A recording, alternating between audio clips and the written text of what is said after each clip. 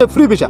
কুয়েতে আপনি 1 টাকাও লাগবে না এমন কোনো ভিসা আছে কিনা, অনেকে আসলে আমার কাছে জানতে চাচ্ছেন যে এমনও আছে ভিসা যে কুয়েতে আপনি 1 টাকাও লাগবে না, আপনি সম্পূর্ণ ফ্রিতে কুয়েতে আসতে পারবেন। আসসালামু আলাইকুম ভিউয়ার্স, কুয়েত ইনফরমেশন পক্ষ থেকে আপনাদের সবাইকে জানাই স্বাগতম। আজকে যে বিষয়ে কথা বলবো সেটা আপনারা টাইটেল এবং থাম্বনেল থেকে বুঝে গেছেন যে আমি কোন ব্যাপারটা নিয়ে আপনাদের সাথে কথা বলতে চাচ্ছি।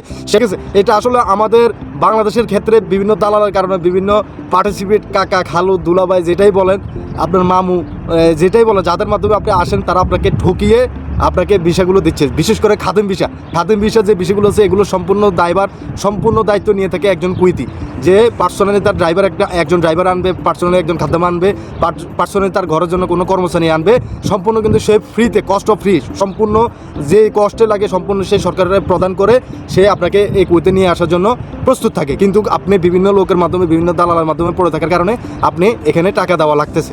ঠিক আছে, তো এটা আসলে মনে করেন না, আমরা অনেকে জানে, অনেকে বলবেন যে ভাই এটা তো মিছা কথা, বা এটা তো এই ধরনের কোনো না যে আসলে টাকা লাগে, টাকা ছাড়া আসতে পারে না।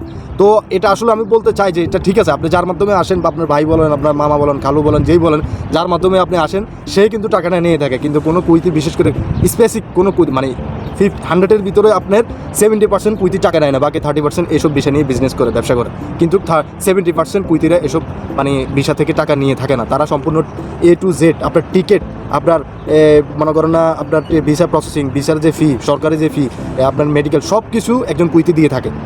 1 টাকাও কোনো কুইতি নেয় না। কিন্তু যারা বিজনেস করে আপনার খাদেম ভিসা নিয়ে, তারা হয়তো ব্যবসা করে যে এই ভিসা, এত ভিসা, এই অমুক ভিসা দিবে, একটা ভিসা দিবে, 2টা ভিসা দিবে, এই ভিসার বিনিময়ে তাকে 1000 দিনার দিতে হবে, 1500 দিনার দিতে হবে, এরকম অনেকে ব্যবসা করেন। কিন্তু 70% কুইতি তারা কিন্তু এই খাদেম যে বিষয়গুলো আছে এই বিষয়গুলো থেকে 1 টাকাও নেয় না, যেটা সত্যি কথা। আপনি চাইলে যাচাই করতে পারেন, বা আপনি অনলাইনে ইনকোয়ারি করতে পারেন। অনলাইনে এইসব তথ্য দেওয়া না, কিন্তু বিভিন্ন যে আর্টিকেল থাকে, যেমন কুয়েত আর্টিকেল, বিভিন্ন যে আপডেট নিউজ থাকে, আপনি বড় এক্স নিউজ, তারপরে টুইটার, বড় যে নিউজ কালেকশনের যে ওয়েবসাইটগুলো আছে, আপনি চাইলে ওইখানে আর্টিকেল দেখতে পারেন। ওইখানে কিন্তু কোনো ফি অফ কস্ট থাকে না। ঠিক আছে, যারা কুয়েতে মানে খাদেম ভিসা আসতে চান বা খাদেম ভিসা আসবেন, তারা চাইলে এসব বিষয়ে একটু বিস্তারিত জেনে শুনে আসতে পারেন। ঠিক আছে, কিন্তু এই বিষয়টা আসলেই খুব মানে কোনো টাকা পয়সা লাগে না, কোনো লাগে না, কিছু লাগে না, সব কিছু একজন কুয়েতি বহন করে। আপনার কোনো কিছু দেওয়া লাগবে না।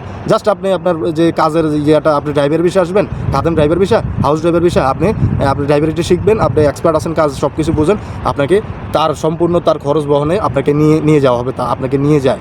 ঠিক আছে, আপনি যার মাধ্যমে যান, যার মাধ্যমে আসেন, এই বর্তমানে কুয়েতে আসলে মানে আগ থেকেই এই খাদেম বিষয়টা আসলে একদম টোটালি ফ্রি, এটা কোনো কষ্ট লাগে না।